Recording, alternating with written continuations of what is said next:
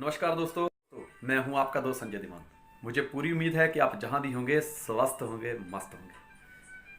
किसी की स्तुति तो किसी की निंदा हूं मैं, किसी की स्तुति तो किसी की निंदा हूं मैं, कुछ इस तरह से हर शख्स में जिंदा हूं मैं। दोस्त, आज मैं मार्केट में गया, मुझे एक व्यक्ति मिला जिसको आज से 15 साल पहले मैंने नेटवर्क मार्केटिंग का प्लान दिखाया था। मुझसे मिलकर वो बहुत खुश हुआ। मुझे पूछता है कि सर आजकल आप क्या कर रहे हो। मैंने कहा वही नेटवर्क मार्केटिंग। वो हैरान हो गया, कहता सर अभी भी चल रहा है। मैंने तो सोचा था कि बस कुछ दिन चलेगा, बंद हो जाएगा। मैंने उससे कहा दोस्त, नेटवर्क मार्केटिंग एक बहुत बड़ा समंदर है। धूप कितनी भी तेज हो जाए समंदर कभी सूखा नहीं करते। दुनिया कुछ भी बोले यार, लोग इसको हल्के में लेते हैं। मैं कह मुझे एक बात बता कि आज से 15 साल पहले ये मौका मैंने भी तुझे दिया था, तूने ज्वाइन क्यों नहीं किया। उसने कहा कि सर मैं ज्वाइन करना चाहता था, लेकिन मैंने क्या किया, ज्वाइन करने से पहले अपने कुछ दोस्तों को प्लान दिखाया। मेरे दोस्तों ने मेरा बहुत मजाक उड़ाया। मुझे कहते हैं ये भी कोई काम है, तुझे यही काम मिला था और कोई काम नहीं मिला। दोस्तों की बातें मुझसे बर्दाश्त नहीं हुई और मैंने ज्वाइन नहीं किया। दोस्त, उस शख्स से मैंने बहुत कुछ सीखा। मैं आप लोगों को ये मैसेज देना चाहता हूँ कि लोगों की बातें सुनकर कहीं आप भी दिल पर मत ले लेना। कहते हैं जिसको सहना आ गया ना, उसको रहना आ गया। जिस तरह देवता अमृत पी के बड़े होते हैं, दानव मदरा पी के बड़ा होता है, पेड़ पानी पी के बड़ा होता है, बच्चा माँ का दूध पी के बड़ा होता है, इंसान का भाग्य इंसान का पसीना पी के बड़ा होता है, उसी तरह एक नेटवर्कर लोगों की बातें सुन सुन के बड़ा होता है। कहते हैं जब जब ये जग हंसा है तब तब इंसान ने इतिहास रचा है। मैं आपको एक बहुत ही अच्छी कहानी सुनाता हूँ। मुझे पूरी उम्मीद है कि आपको ये कहानी बहुत अच्छी लगेगी। एक मूर्तिकार था, उसने अपने जैसी 7 मूर्तियां बनाई, सेम कॉपी। 8वां वो खुद, एक ज्योतिष उसके पास आया।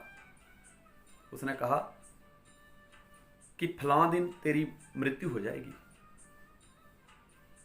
मूर्तिकार हंसने लगा। उसने कहा मौत को चकमा दे दूंगा।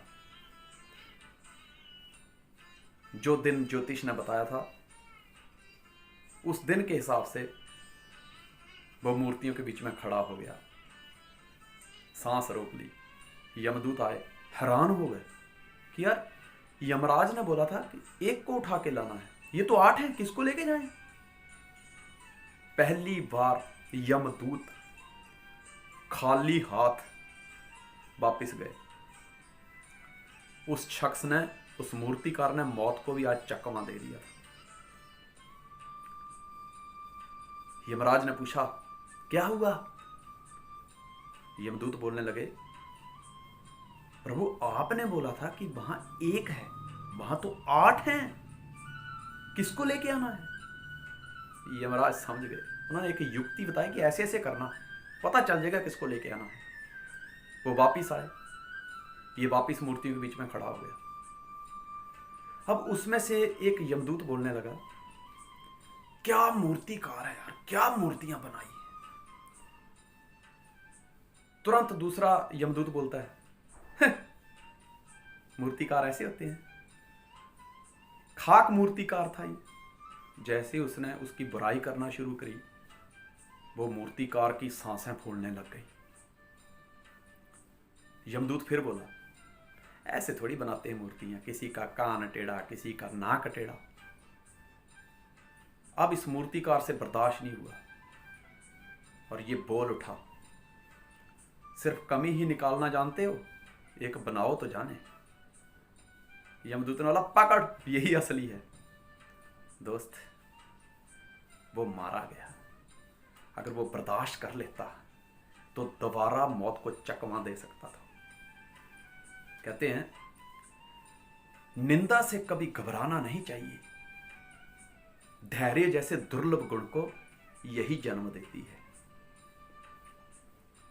कहते हैं जब तक जिंदा तब तक निंदा, जो मर जाई है तो का कर ली है। इस कहानी से एक शिक्षा मिलती है कि जब एक नेटवर्कर मार्केट में जाता है तो लोग तरह तरह की बातें करते हैं, मजाक करते हैं, कुछ लोग उनकी बातों को दिल पे लेते हैं और काम छोड़ देते हैं। घबराने की जरूरत नहीं है। मस्तराम बोले मुर्दों से हमें भी कुछ बतलाओगे?